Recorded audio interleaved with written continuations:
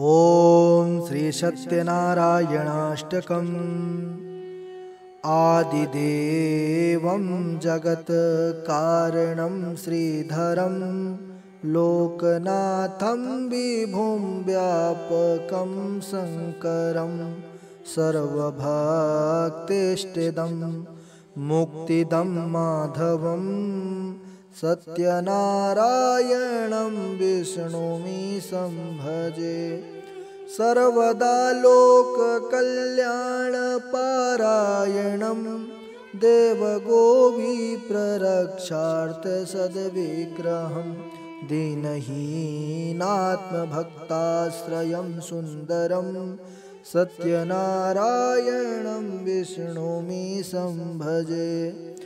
दक्षिणे यस्य गंगा शुभा शोभते राजते सारामा यस्य वामे सदा यः प्रसन्नाननो भाति भव्यश्च तं सत्यनारायणं विष्णुमीशं भजे। संकटे संगरेयं जनः सर्वदा स्वात्मविनाशनाय स्मरेत् पीडितः पूर्णकृत्यो भवेत् यत् प्रसादाच्च तं सत्यनारायणं विष्णुमीशं भजे। वाञ्छितं दुर्लभं यो ददाति प्रभुः साधवे स्वात्मभक्ताय भक्तिप्रियः सर्वभूताश्रयं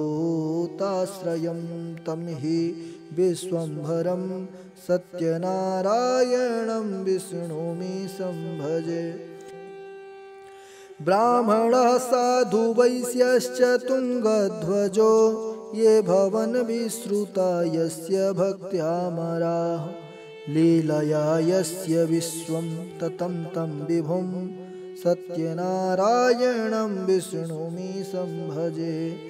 येन च ब्रह्मबालतृणं धार्यते सृज्यते पाल्यते सर्वमेतज्जगत् भक्तभावप्रियं श्रीदयासागरं सत्यनारायणं विष्णुमीशं भजे। सर्वकामप्रदं सर्वदा सत्प्रियं वन्दितं देववृन्दैर्मुनीन्द्रार्चितं पुत्रपौत्रादिसर्वेष्टदं शाश्वतं सत्यनारायणं विष्णुमीशं भजे।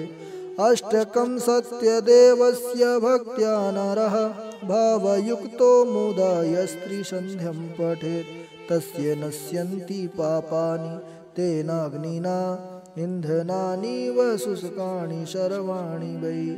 श्री सत्यनारायणाष्टकम्।